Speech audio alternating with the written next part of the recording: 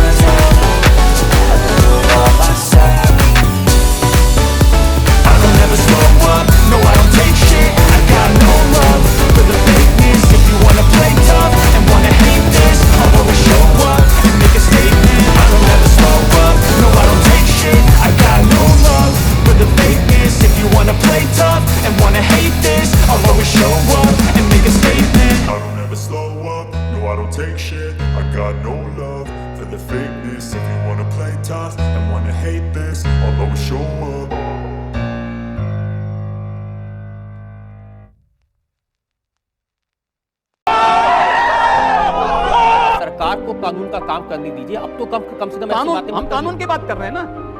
हमारी जो भी बातें कंडीशनल है, अगर आप शांति से रहेंगे तो हम भी शांति से रहेंगे। आप विकास पर ध्यान देंगे तो हम तो विकास में आपको और सपोर्ट करने वाले हैं। और अभी तो रुको, क्लाइमैक्स अभी बाकी है। आप चाहता हूँ सिर्फ आप जनता से आज इतना वादा कर दें कि आप इस तरह के भड़काने वाले बयान नहीं देंगे, आप आग लगाने का काम नहीं करेंगे और वाकई में सबको साथ लेके चलेंगे। आपकी औकात बता रहा हूँ सर, बुरा नहीं मानना सर। अगर बशर्ते अगला पक्ष शांति से रहेगा, मुझे प्रसन्नता होगी उसके विकास करने में योगदान देना। और अगर अगला पक्ष शांति से नहीं रहेगा तो क्या करेंगे? अगर शांति से नहीं रहेगा तो उसको शांति से रहना सिखाएंगे, बंदूक के दम पर, मार के दम पर। जो जिस भाषा को समझेगा उस भाषा में। बस हवा निकल गई।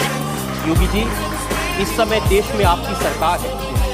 एक तरफ नरेंद्र मोदी लाल किले की प्राचीर से कहते हैं कि 10 साल तक दंगे फसाद को पीछे छोड़ दो, सिर्फ विकास की बात करें। दंगा शुरू करने वाला ना हिंदू होता है ना मुसलमान। कैसी बात करते हैं? मैं सच्ची बात कर रहा हूं। आज लोग कह देंगे कि आईएसआईएस के साथ लड़ने वाले लोग न हिंदू है न मुसलमान है, फिर उनके लिए फतिया क्यों पढ़ा जा रहा है? नहीं, मुझे मजाक नहीं उड़वाना अपनी चीज का, मैं नहीं बताऊंगा। आप कहते हैं कि आतंकवाद की कोई जाति नहीं होती, क्यों उसको फिर जाति के दायरे में, किसी मजहब के दायरे में उसको कैद करने में? तो आप कर रहे हैं कैद, मैं नहीं कर रहा हूँ। ये वे लोग कर रहे हैं जो उनको उस प्रकार का देने के लिए उतावले दिखाई देते हैं। और इसलिए मैं कह रहा हूँ, अगर जाति नहीं, मजहब नहीं, समाप्त करिए। आतंकवाद की कोई जाति नहीं, कोई मजहब नहीं, आप उसके साथ उसी प्रकार का व्यवहार करिए। आप आतंकवादी है, मिट्टी तेल छिड़क करके आग लगा दीजिए, फेंक दीजिए उसको, जिससे पता ही न लगे। क्या मतलब है? क्या सोच है रे तेरी, मानना पड़ेगा भाई। मजा आया। योगी जी, मुझे थोड़ा सा अजीब लग रहा है कि एक योगी से, एक बहन से मैं प्यार मोहब्बत इश्क की बात कर रहा हूँ, लेकिन कुछ मामला ही ऐसा है, योगी आदित्यनाथ प्यार मोहब्बत पर पाबंदी लगाना चाहते हैं। आपने लव जिहाद का सवाल उठाया है। हाँ, लव जिहाद के खिलाफ मैं पिछले ये होता क्या है लव जिहाद, ये बता दीजिए। देखिए, लव जिहाद इस देश के खिलाफ, इस देश की संस्कृति के खिलाफ एक अंतर्राष्ट्रीय साजिश है। और उस साजिश को केवल मैं नहीं बोल रहा हूँ। उत्तर प्रदेश हाईकोर्ट ने 2006 में उत्तर प्रदेश की सरकार को एक निर्देश जारी किया था कि उत्तर प्रदेश के अंदर बड़ी तेजी के साथ हिंदू बालिकाओं का अपहरण क्यों हो रहा है। 2009 में केरल हाईकोर्ट ने भी इस संबंध में वहाँ की सरकार को एक निर्देश जारी किया कि 4 वर्ष में 5000 से हिंदू बालिकाओं का अपहरण होना, आखिर ये सब क्या है। कर्नाटक हाईकोर्ट ने इस संबंध में आदेश जारी किया था कि आखिर इसकी सीआईडी जांच क्यों नहीं करा दी जाती है। अचानक हिंदू बालिकाएं क्यों, उनका अपहरण हो जा रहा है, कहाँ गायब हो जा रही है। केवल ये 2 लोगों का आपसी प्रेम होता तो कोई बात नहीं, करें, आपसी सहमति से हो तो ठीक, लेकिन छल छद्म के आधार पर नहीं, धोखे के आधार पर नहीं। जो रांची में हुआ, जो मेरठ में हुआ, जो हरियाणा में हुआ, तो इस प्रकार की किसी भी दुष्प्रवृत्ति को जिहाद के नाम पर हिंदुस्तान में थोपने का प्रयास होगा तो हम किसी भी स्थिति में स्वीकार नहीं करेंगे। मैं क्या करूं, फिर जॉब छोड़ दूं?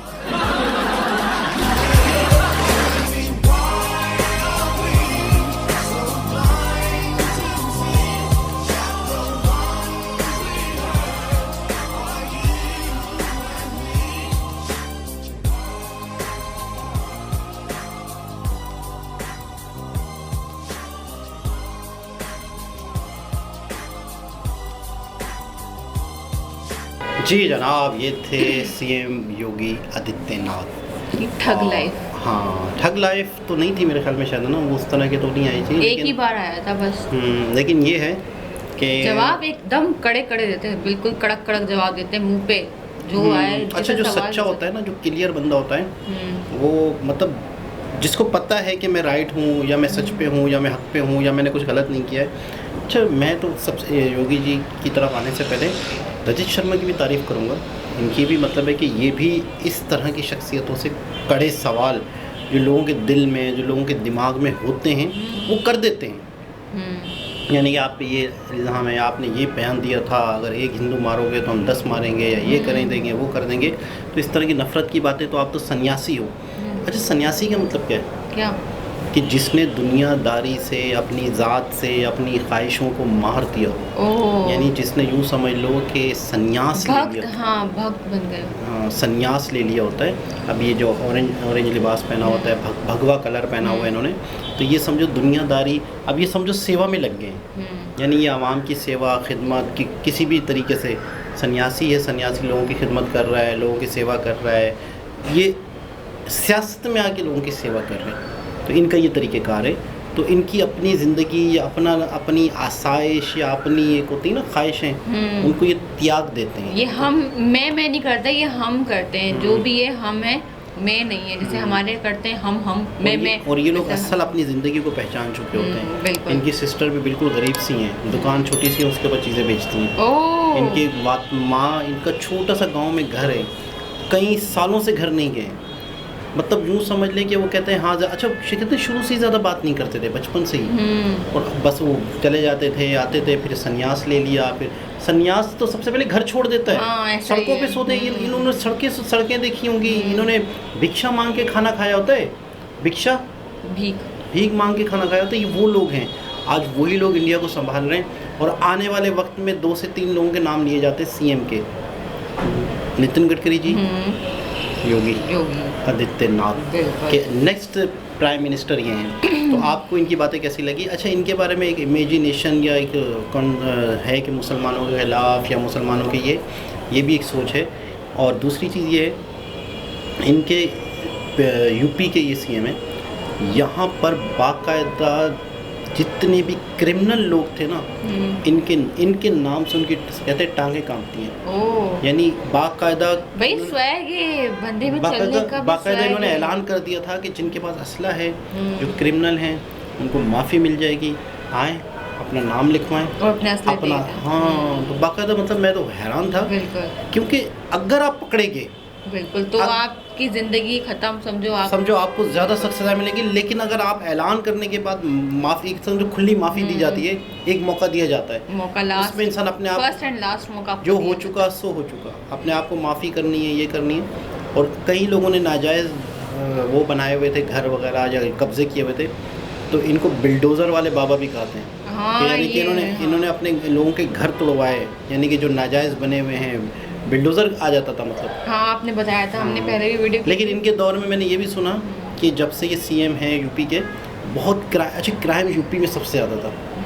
तो इनके दौर में क्राइम बहुत कम हुआ। अच्छी बात है, ये तो बहुत सख्त हैं, कहते हैं अपने काम में बहुत सख्त हैं, लोगों की सुनते हैं, लोगों की परेशानियाँ सुनते हैं। तो बस ठीक है ना, इंसान को अपने काम में सख्त होगा जब भी तो काम कर पाएगा। अगर ऐसी शुगर मेले में लगे रहेगा तो क्या काम होगा? अपना काम करता है। देखो, आवाम के सुनते हैं, आवाम ने जो सवाल किया उसका जवाब दे रहे। और मुझे ये वाली बात अच्छी लगी इनकी कि वो शेर को दूध पिला रहे थे, तो कहने लगे जो शेर जैसे दिखता है उसी को शेर बोल कर सकता है ना, बड़ी बात। मतलब हाँ, ये वाली मुझे बात अच्छी लगी कि शेर को ही दूध पिला सकता है। बहुत ही ज़बरदस्त वीडियो थी। दोबारा किसी और के साथ आपसे मुलाकात करते हैं, जब तक के लिए ख्याल रखें, अल्लाह हाफिज़।